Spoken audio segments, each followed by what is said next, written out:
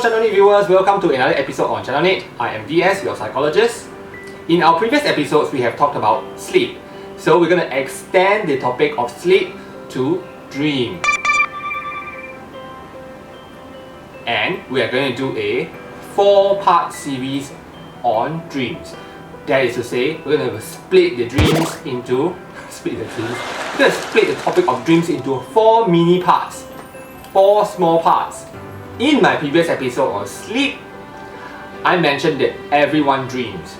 So if you have slept for 7.5 hours, then it is very likely that you have gone through 5 cycles of sleep. This means that you would have dreamt 5 times. But most of the time, we do not remember our dreams. We may remember our very last dream. So this being the first episode of our mini-series for dreams, the topic that we're going to discuss is what function or functions do dreams serve? In order for us to answer this question, we're going to split the answer into 2 different parts. One is the non-scientific way of explanation. The other one is the scientific way of explanation, what dreams do for us. So let's come to the non-scientific way of explanation first. Since the ancient times, many people have already believed that dreams are actually messages from God or from the dead to you. However, many theorists now believe that dreams are mainly made up of matter that have been in the dreamer's thoughts during the day. So what this means is very simple. What you think about during the day, you will tend to dream at night. But is this true? Do dreams really have an additional meaning to it? I will explain this in my other episode, so watch out for that. Now, let's come to what science has found out about the function of dreams. So remember in my previous episode where we talked about sleep, we talked about the 5 stages of sleep that everyone goes through if they have normal sleep. So when the average individual sleeps, they will go through 5 stages of sleep. The first 2 stages are considered light sleep, then they will go into deeper sleep, and finally they will reach dream sleep.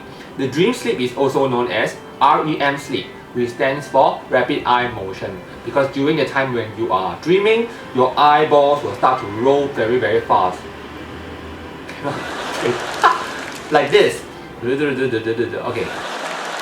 So scientists and psychologists know a lot about sleep because they invite participants to come to a sleep laboratory where they put a lot of electrodes onto their onto their head and get them to sleep. So they know that when a person is about to dream, they will go into a different wave pattern. So in order for psychologists to understand the function of dreams, they conducted an experiment. They divided participants into 2 different groups. Group A participants get to sleep normally, which means to say they get stage 1, stage 2, stage 3, stage 4 and stage 5 sleep, which is REM sleep. So Group B participants also get to sleep, but they do not get to dream.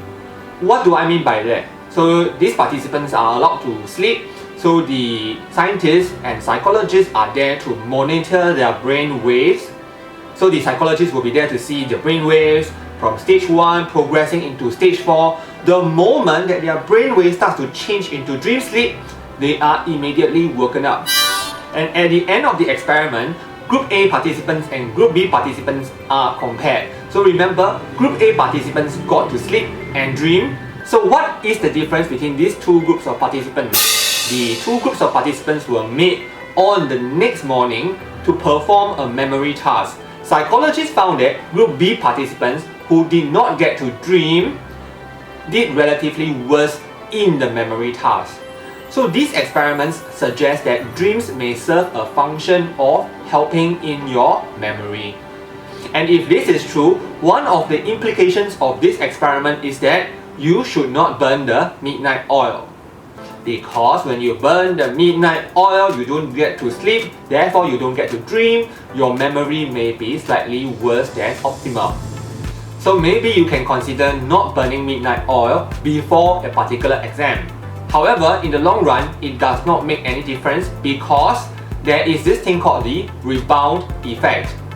What is the rebound effect? This is the natural ability of your brain to compensate for the dream sleep that you have lost. So presume today you did not sleep enough, so you did not get to dream as much. So the next time you sleep, the brain will naturally compensate for this loss or deprivation. Amazing, right? Wow. So there you have it. I hope you learned something from this episode. And if you have not subscribed, do consider subscribing so that we can continue to give you some bite-sized information to enrich your life. And to look out for our future episodes on dreams. Meanwhile, goodbye.